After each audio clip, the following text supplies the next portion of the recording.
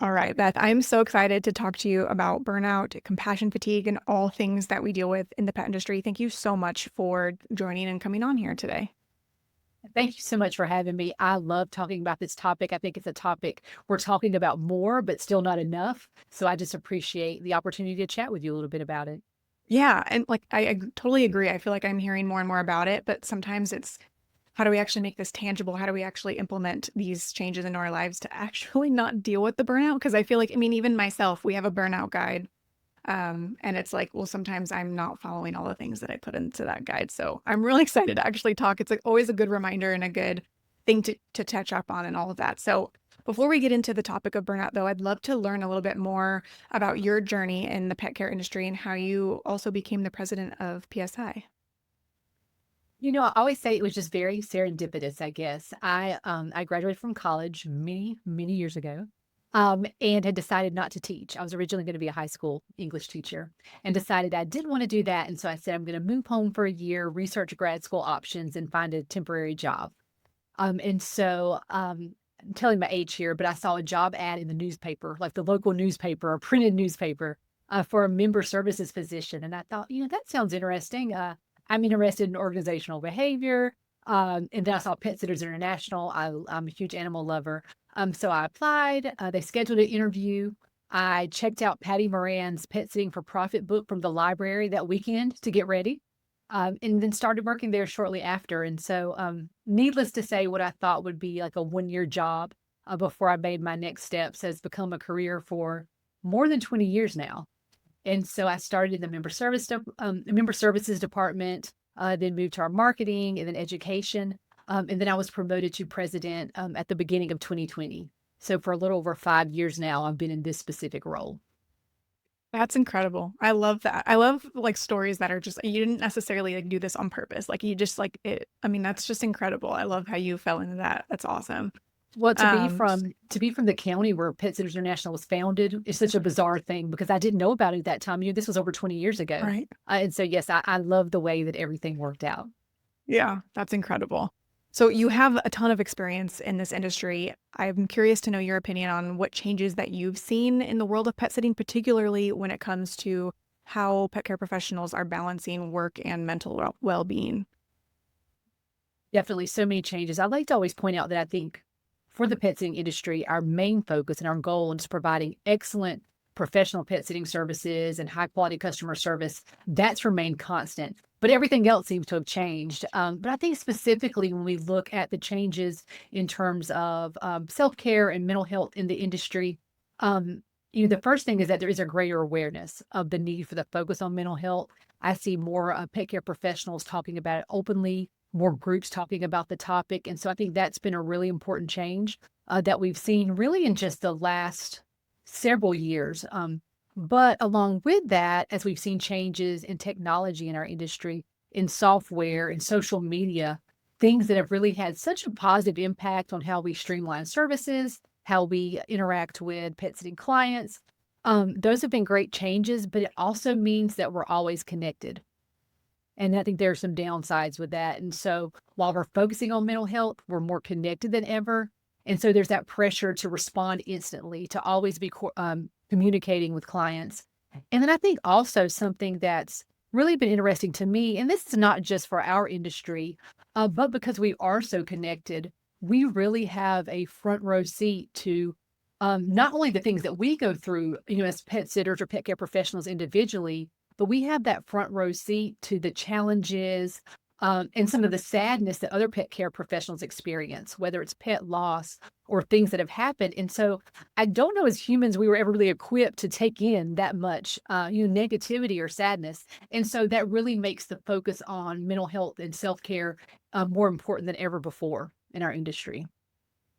Yeah, absolutely. And I mean, we say this all the time about how the pet care industry is so personal for so many different reasons, not to mention when you own your own business, now the pressure is on you to, perform. And it's funny because, you think we get into entrepreneurship for freedom, right? The ability to control our schedule. And then it's like, well, how quickly does that actually turn? It's a good idea. But yeah, so quickly Yeah. it can get out of hand. Yes. Okay. So let's get in, like, start with the basics. let's get into what exactly is burnout, what's compassion fatigue, maybe even what's the difference between the two, and why does that distinction between the two matter? And I know I just asked you basically like 4 questions, but I think it's good to kind of loop that together because I think it is like typically, like you said, kind of looped in together. Yeah, I'd love to answer them all. So we often, I think a lot of times we use burnout and compassion fatigue almost interchangeably, but they are different. And it is important to know the difference. So when we talk about burnout, it's really associated with where you work and your specific working conditions. And so if you are at a job where you're working lots of overtime, you're underappreciated by your boss, maybe the pay is really low. Those are factors that are specific to that specific job and those working conditions and can cause burnout. But then on the other side, compassion fatigue is more centered around the type of work that you do. I always give the example, if we're looking outside the pet sitting industry, of a nurse. So a nurse can work at a hospital that, has long hours, no breaks. Maybe there's not a good just quality of work-life balance there. And so if she leaves that job and goes to another hospital with better working conditions, she could leave the burnout. But even if she leaves the burnout from that particular working condition, she's still going to be dealing with life and death situations, experiencing the grief of losing patients or having patients in these really bad situations. And that's because that's just a virtue of the career that she's in. And so you can't leave the compassion fatigue, even if you go to another employer. And that's the same for the pet sitting industry or pet care professions in general. Even if we have really great working conditions, we still deal with certain factors that we can't change. We'll care for pets that are in poor health or have specific health conditions. We'll experience the loss of pets. You'll experience the loss of human clients. And then in some cases, while not as often in pet sitting, more so in rescue, but you may witness pet neglect or pet abuse. And so those are factors that are just inherent to the nature of the industry that we can't change. And so that's what separates burnout and compassion fatigue. And while a lot of the symptoms you'll see are the same in both, you want to know the difference because it allows you to understand the root cause. So when you know the root cause, is this burnout or is this compassion fatigue, you can know better how to handle it and how to work through it. But I know in thinking about burnout, I know this sounds funny, but I always say that if I talk to a pet sitter and they say, I'm feeling burnout, I'm like, that's great. But it's because burnout they have control over. We don't want anyone to feel burned out. But the thing is such an interesting thing for pets, the pet care business owners, but business owners in general, if they are feeling burnout, and we look back to burnout or poor working conditions. Well, if you are running your own business, you're creating those working conditions. And so if you have a bad work environment, you created that bad work environment. You've let yourself work long hours. You've let yourself be underpaid. And so the good news with that is that if you created that working environment, you have the power to change that. So burnout in our industry specifically, is always interesting to me, but it's also empowering because if you are the business owner, you have immediate control over changing those working conditions. Then, of course, as I mentioned, on the other hand, compassion fatigue is not as easily changed because those factors will still be there. But there are things and plans you could put in place to work through either issue. Yeah, and it's nice too, like you say, it does grant you some of that freedom to be able to change it. And the beauty of it is that it can be different for every single person, right? Like it's not Mhm. because I'm talking more personally for myself as well, because you know all these things and you know that you should, set boundaries and do all these things properly, but sometimes the advice you hear out there isn't necessarily what works for you and what boundaries that you need and the priority. Like it's all individualized, and that's something I feel like maybe you learn over time. Definitely. So, I mean, every business is individual. Your situations, what can lead to burnout or have compassion fatigue impact you negatively will be individual. And then also, I think sometimes we forget when we give advice that people can also, not only the business is unique, but people will be in different seasons of their business. And so, in the very beginning, it may be much more difficult to schedule time off because you're working so hard to build business, but that's for a short amount of time. And so, yeah, depending on your season, it's different as well. But in any season of business that you're in, it is much easier to talk about these issues and how you should resolve them. It's a lot easier to talk about it versus actually implement change. Absolutely. So I'm curious your opinion on why pet business owners are particularly like susceptible to burnout and compassion fatigue.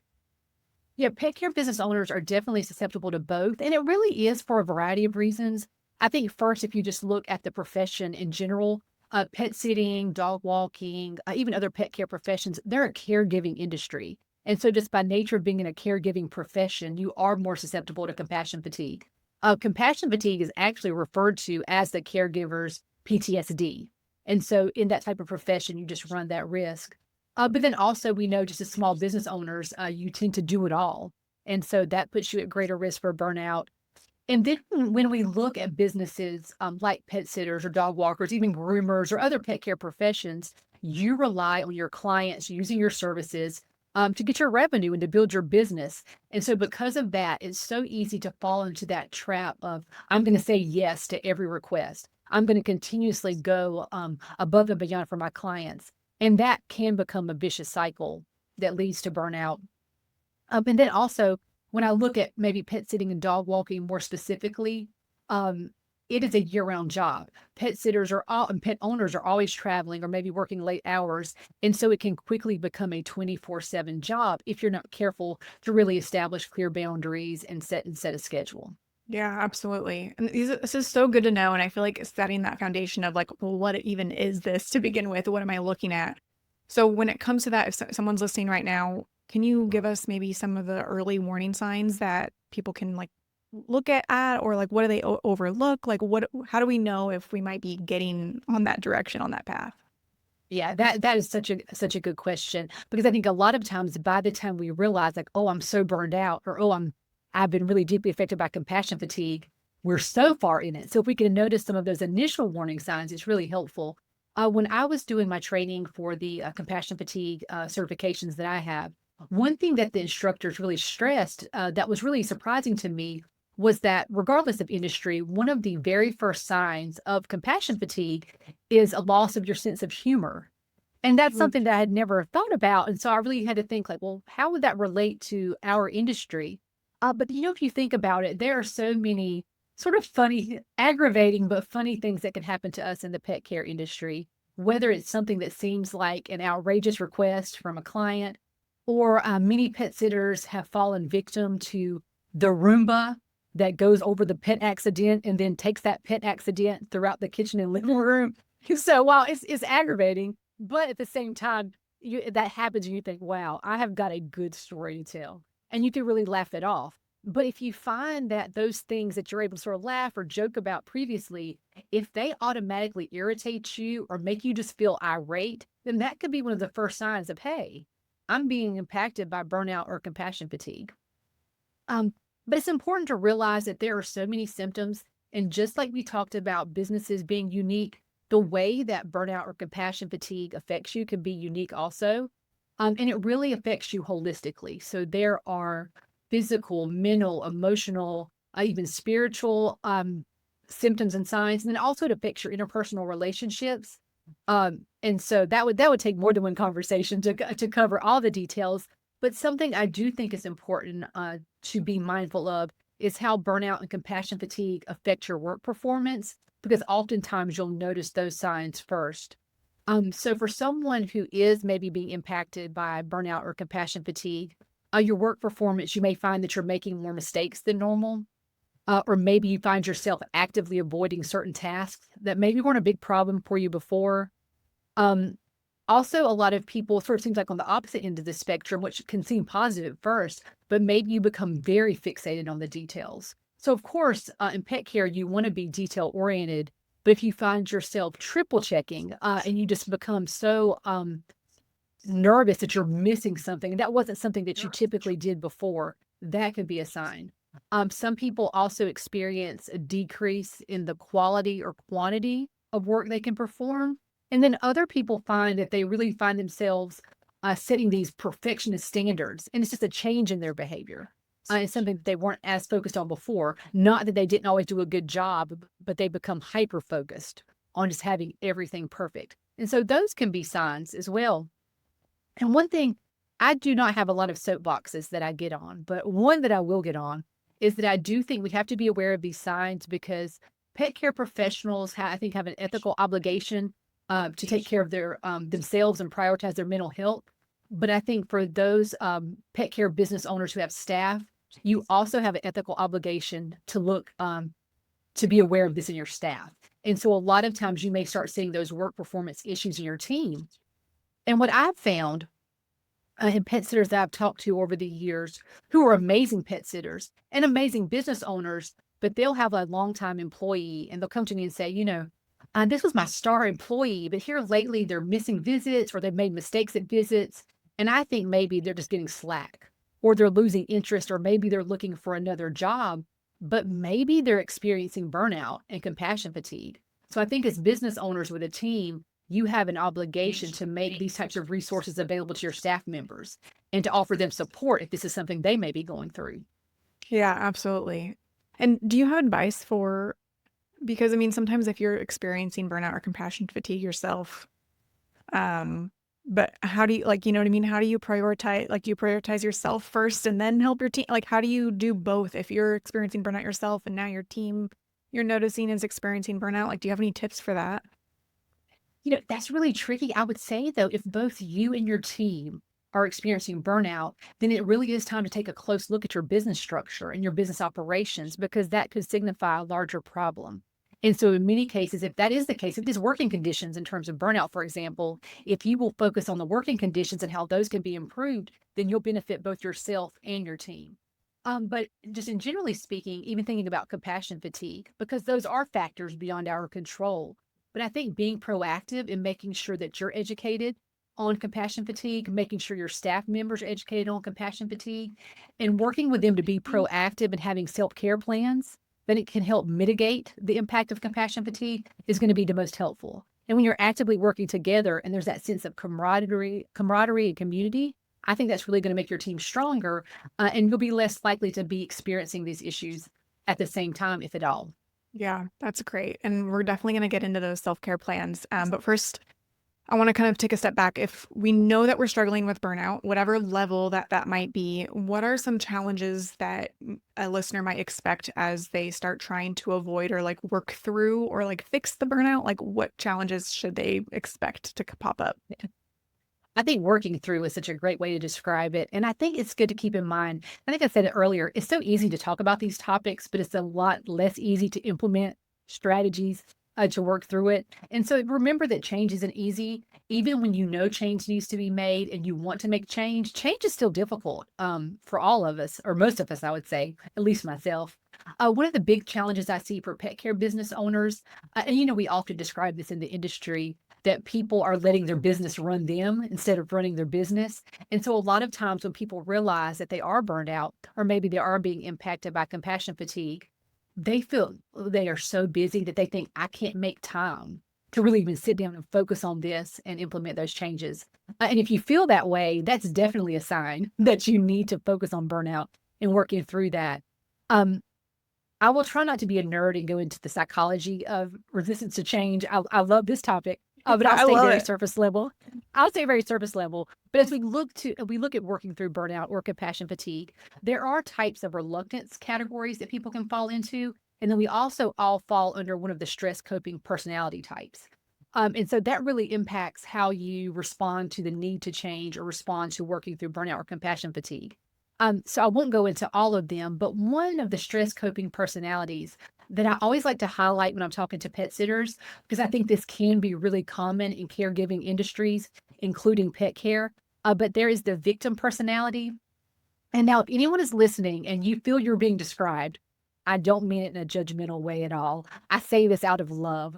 But the victim personality is someone who really wears their suffering like a uniform. It becomes part of their identity. And so they know they're suffering. They know they're burned out. Maybe they know they're experiencing compassion fatigue, but that has become part of their identity.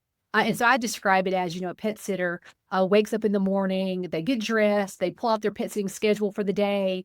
They grab their water bottle, maybe a pet first aid kit, some extra leashes, and then the weight of the world. And they put all of that on them and they go out the door because that's really who they are. And I think that we've seen this too. Again, I'll give a specific example, but if anyone is guilty of this, I'm not judging. But if you participate in any online pet sitter groups, I know you've seen this. Someone will say, "Hey, I'm just curious, how far in advance do you give your clients notice if you're going on vacation?" And there's always going to be someone that comments and says, vacation. What is a vacation? I haven't had a day off in 17 years, and so you see that, but they're really proud of that. They really are, because they think, I have sacrificed for this career. Um, and it's a badge of honor, but it shouldn't be. And so when we look at personality types like that, that's something that you really have to work through before you could even begin to really address burnout and working through it. And so you do want to be self-aware and sort of know what category that you fall into. And then I think also, in thinking of other challenges, if we're just being realistic, change can take time depending on what changes you need, because again, it will be unique to you and your business. And there can be a learning curve. In many cases of burnout, it may be simply a matter of someone is completely overworked because they need to grow their team. But if you are going from solo to having a team, there's the process of researching the legalities of employment classification, developing a hiring process that's effective, doing your training and your onboarding processes, and that takes time. So in some cases, even when you recognize and admit there's a problem and you're ready to make change, some changes just take time and can't happen overnight. So that's another challenge that a lot of business owners face as well. I'm really glad I feel like all the things that you're bringing up are so important because they're not actually talked about as often. Like, you know what I mean? Like, even when you talked about like the first signs, and like, not to go backwards, but like when you talked about like the Yeah. first signs that you might experience, like, I feel like when you typically hear of like burnout, it's like, oh, you're stressed and tired, right? Like, but there's, it's more to that. And then same thing that you're just talking about as well, just now with some of those challenges. Like, I don't think people expect that too. It's almost like, okay, I know I have burnout, so now I'm going to work on it. So it's going to get better, and it's going to be like a, just go, up from here. Like, it's just, but there Yeah. are, like, you implement these changes, and yeah, it might take a little bit more work up front, or maybe, you realize that there's other troubleshooting that needs to take place, and it really is, a journey. So maybe it's just a matter of a little bit of patience as you, implement some of these changes. It is. It's a process. No one gets burnt out overnight. No one gets impacted by compassion fatigue overnight, and we can't work through it overnight, which can be frustrating. When you realize you need a change and you're ready for that change, that could be frustrating. But having a plan in place, you know that you will get to that end result. And so I hope that while the challenges sound difficult, I always want to be very hopeful for people to realize that whatever you're facing in this industry, there's a way to work through it, and there's support, and you can definitely come out on the other side as stronger business owner and a happier business owner. Yeah, and that's what we want, right? Yes, So absolutely. I'm also kind of a nerd with the stuff that you were just talking about. The stress coping personalities that you talked about. Is there like Mhm. a test or like a place where people can go and find their own, like which one that they fall into to, like, I know you mentioned the victim one, but is there like different ones, and like where can people find that? There are different ones. I do not know of a specific assessment that will point out, but if you just look up stress coping personalities, you can see the categories, and then they'll have a description. And so you can find what describes you. I'm also, if anyone wants to reach out to me, I'm happy to send some information as well on those types. So there are Perfect. types of reluctance and stress coping personalities. And those can be really helpful, and just better understanding how you should approach your own burnout and your self-care plan. Yeah. Yeah. And that's something that I feel like you kind of briefly mentioned, like, oh, the awareness of things like that. And that's something that we talk about even like in our burnout guide as well, that like the awareness of like, okay, maybe I did have like a I was mean to somebody, or, something happened in that day. And then if you can kind of take a step back and be like, all right, I'm evaluating and everything. Okay, I did 10 visits today, but this happened the last time I had 10 visits, and this happened the last Mhm. time, so having the awareness of like what is actually like almost like your trigger, I guess, for like is that something that you would recommend as well? Like trying to figure out like, okay, what is the thing that, something else might send you over the edge that, maybe, your partner said something that was annoying, but like that wasn't really, Yeah. the reaction. Like, Absolutely. We have to show ourselves grace, but I think it's a lot easier, at least for me, to show myself grace when I can step back and be objective and figure out, okay, what the problem is, what's causing this. Now you mentioned assessments. While I don't have an assessment for the stress coping personality, I have a couple of assessments that I walk pet sitters through. And I'm happy to share as well. But there are a couple of assessments, and they're from the Figley Institute, that is sort of like the premier researcher on compassion fatigue. But there's one that you walk through to measure life stress, and there's another that's a measurement for your vulnerability to stress. And that second one, the vulnerability to stress, is what we use to help work on self-care plans. But walking through that is always helpful to me, because I go, oh, I'm maybe falling short in that area. That's what's triggering what I'm experiencing now. And so, yeah, we all snap at someone. We've snapped at an employee. We may have snapped at a client or our husbands. He's typically my target, unfortunately, at the end of the day. You just get tired at the end of the day. same. Um, I apologize to him publicly. But yeah, so if we're able to step back, and this is how I really approached. I don't know if I've shared this story, but several years ago, I was at it was a pet sitting event, and someone talked on the topic of compassion fatigue, and in burnout, and it was so sad. I mean, there were tissues passed out, and I thought, this is horrible. And so I left there thinking, this is going to, I've already at that point, and this again several years ago, but I'd already met so many pet sitters, so many wonderful people in this industry. And I left devastated because I thought, this is a horrible issue. It really is chipping away at our industry. And I don't want to see these amazing pet sitters leave the industry. And so it really set me on the path to learn more about compassion fatigue and burnout. But what I found is that there are really practical ways to step back, evaluate our risk, and then take very practical steps. And so that to me is really hopeful and optimistic. And so that's why a lot of what I refer to, I mentioned, look, taking an assessment or really taking, to sort of a self checklist yourself, because I think approaching it that way can sort of remove the emotion. And then we're able to take positive steps to get us in a better position in our business. Yeah, exactly. That's so beautifully said. So let's get into some of those steps or tips that you have. Do you have like some realistic, manageable steps that our listeners can take to incorporate self-care, or anything to help benefit and reduce that burnout or compassion fatigue? Yeah, the first thing I would say, and I know we've highlighted this throughout our conversation, is that everyone is unique. So your self-care plan needs to be customized to you. And it needs to address the specific issues, your triggers, and the vulnerabilities that you're facing. Those assessments that I mentioned just a moment ago, I highly recommend taking the vulnerability distress assessment because it's what we use as a foundation for a personalized self-care plan. And so it just has things, it walks through basic things that I think we forget, because a lot of times when we are burned out or we're experiencing compassion fatigue, we think worst case scenario. Or we think, okay, I need a self-care plan. I've got to completely change my life. And the fact is, you don't. While everyone's self-care plan will be different, the honest truth is that self-care plans to help you work through burnout or compassion fatigue are really a little basic, and they're sort of boring, because I think we all think, I want to go on this tropical vacation. I need to go to this, have an exclusive resort spa day. And if you can work those into your self-care plan, that's wonderful.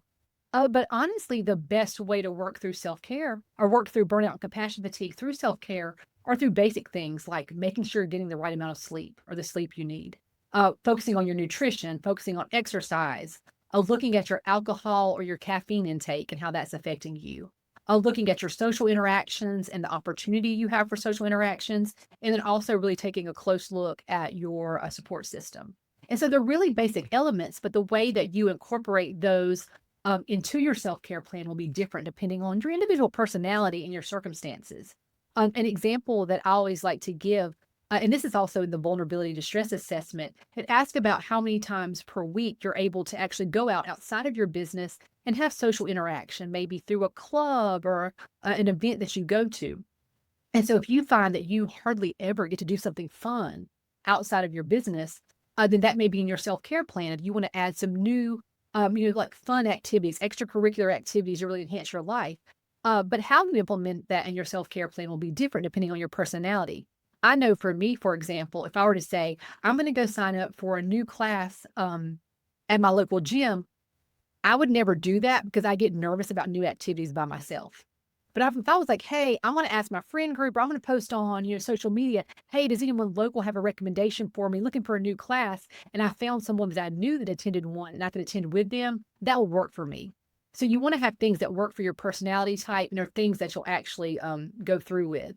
The other thing that I like to remind pet sitters, while you may want to incorporate fun self-care activities, and I'm a huge fan of finding a non-work related activity that you could do weekly or at least a few times a month to have fun.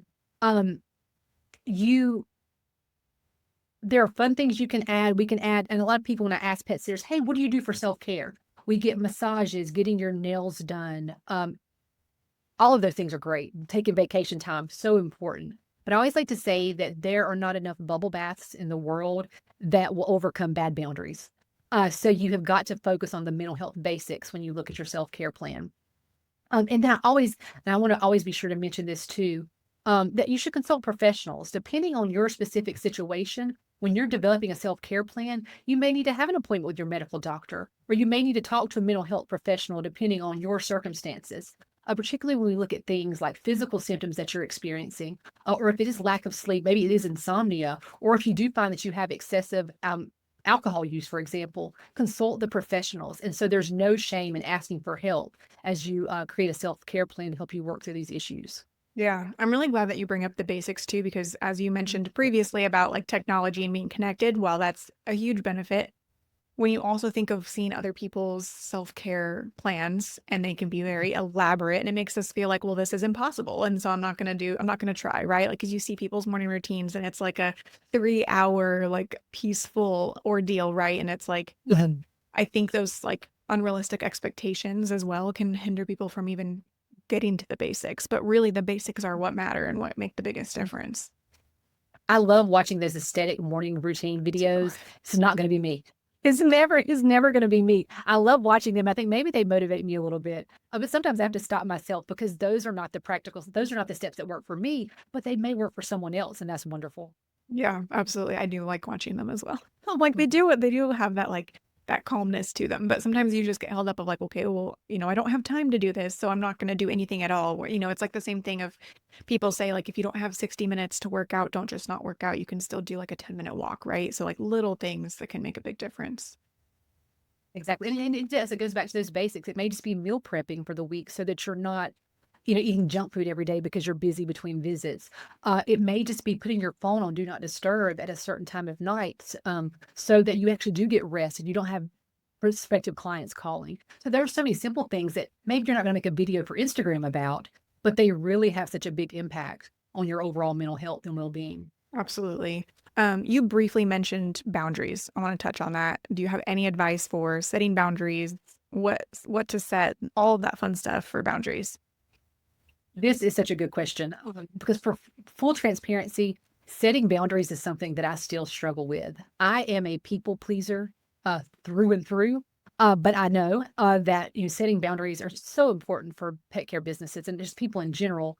I like to use this analogy when we talk about boundaries in the pet care business.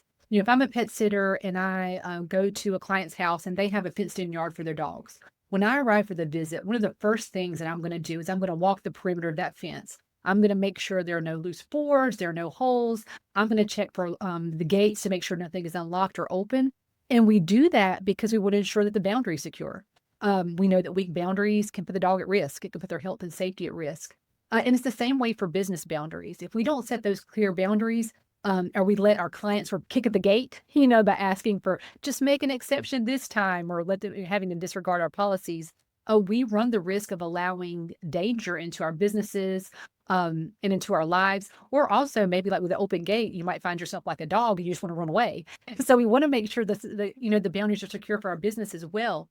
But I think the business, I've been thinking about this a lot lately, but just because of conversations I've had with some PSI members. But I think the biggest piece of advice I can give when it comes to setting boundaries for your business, but also just personally, is to remember that you can't control anyone else's actions, whether that be a client or a team member or a family member.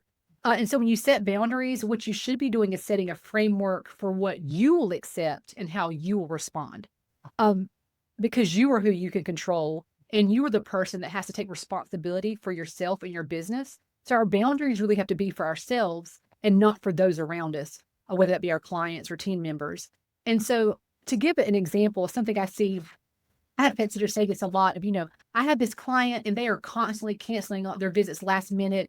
And they don't respect my boundaries. They don't respect me. But what's really happening in that situation is that the pet sitter either A, didn't set a boundary to begin with, or they're violating their own boundary because they didn't stick to their company's policy or didn't have a clear policy to start with, such as a cancellation policy.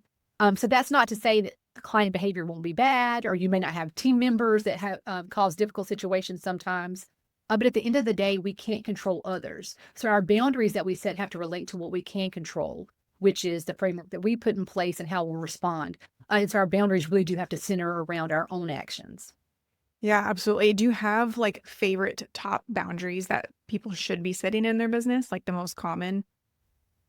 There are a few. I think, and again, it's going to depend on your business structure and what works for you. I always encourage pet sitters to first make sure they have clear boundaries around their schedule and their time. And now that will look different for different businesses, but you do not have to be available 24/7. So have set office hours, or maybe you have a line that active clients who are out of town can reach you directly, but that's not a number that's given to prospective clients. And so have that in place.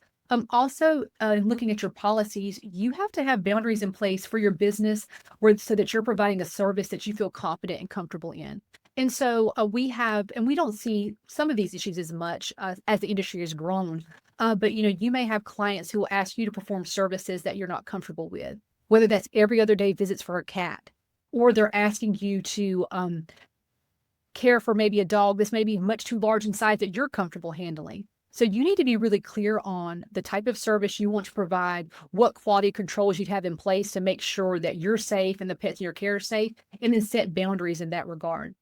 Another boundary that I don't think we talk about as much in this industry, but I think is equally important. We focus a lot on client interactions and how we deal with clients, but we also have boundaries in place in how we interact with other pet care professionals. Because what we find, especially as you become more experienced in the industry, of course, you want to help others in the industry. You want to help newcomers and educate them. If you have like a local, a new pet sitter that starts in your area. But if you find, for example, that after a while, that pet sitter is calling you about every situation, or they want all of your information, they want to, let me see your contracts, let me see this, you may find that they're monopolizing too much of your time because you haven't set a boundary. And so we have to think about boundaries in our interpersonal relationships as a business owner also. So not just in clients, but also in other pet care professionals. Yeah, that's a really good point, not one that's often talked about. I'm glad you brought that up. I think Not that to no one we go ahead. sorry. And of course, I know every pet care professional speak with, they want to be helpful. So it's not that they have any reluctance to help newcomers to the industry. They want the industry to be elevated and educated, but there are only so many hours in the day. And so if helping someone else is putting your business in a negative position, or maybe encroaching upon the time you have set aside even for self-care, it is something you have to set a clear boundary for. Yeah, absolutely. I completely agree with that. You are involved, obviously, in a lot of education and advocacy around this topic and just in the pet industry in general. I would love to know, do you guys have any resources, any favorite resources that you have, or specifically that PSI might have on like managing burnout and stress in the industry? We do. If there's anyone that wants to learn more about these topics, one of the first things I would recommend, PSI hosted a free pet sitter mental health and wellness online summit last year, but we still make that available. So you can visit petsit.com/wellness. And so that's multiple sessions that talk about the issues of burnout and compassion fatigue and how to work through that, and also have some bonus resources. And that's free to everyone, member or non-member. So please check that out. Also, if you are on the petsit.com website, just type burnout into the search bar, and we have multiple articles that talk about the issues, both of those issues, how to understand the difference between burnout and compassion fatigue, but also practical steps you can take within your business to make sure that you are prioritizing self-care. And then for those who may be members, we also have an online learning library, and there is a special compassion fatigue section in that library. And then outside of PSI, a couple of other organizations that I think are really doing a lot of work in the compassion fatigue and burnout space. There's an organization called Get Motivated, and they focus on the veterinary industry, on providing well-being solutions for veterinarians. But they also have some applicable trainings and resources that really could benefit anyone in the pet care industry at large. And so that's a good resource.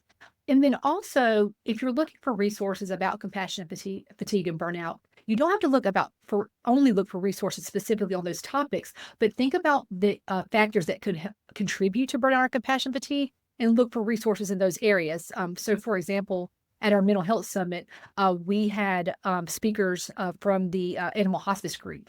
And so one of the things in our industry that can lead to burnout or compassion fatigue would be dealing with pet loss. And so if you look to groups like the animal hospice group, who provide so many resources and trainings on end of life care and navigating pet loss, those types of resources can be really helpful also. Awesome. Thank you so much for sharing all of that. And that's something we'll be sure to link all of that in the show notes too, so everybody can access that super easily. And for someone who is listening right now, who is feeling completely exhausted or overwhelmed or just like in the throes of burnout, what is the first thing that you would tell them to do like today? First of all, I would say know that you are not alone, and there's help and support available. I always say that pet sitting is not for the faint of heart, and I think that's true of the pet care industry in general. But my number one piece of advice, if you're feeling that way today, would be to set aside some time today, if possible, to really be honest with yourself and take a hard look at your business and your life, your schedule, and decide what's working and what's not. And that will help you start putting together a framework for how you need to move forward. So if you can identify the specific factors of your overwhelm, then you'll be able to have a better understanding of, is this burnout? Is it compassion fatigue? And that will help you get a game plan together on how to move forward. And then again, as I said earlier, though, if you have any symptoms that are not manageable, consult a professional, whether that's your doctor or a mental health professional, because there will be some situations where you do need outside help. Yeah, absolutely. So before we wrap up, I always like to end episodes with a wrap-up question on the topic of burnout. So funny enough, this whole episode is on the topic of burnout. So I'd love to ask you more of a personal question of what is your personal favorite thing that you do on a regular basis to help reduce stress and burnout? That's an easy question for me. There are a lot of things I do, but my number one favorite activity would be hiking.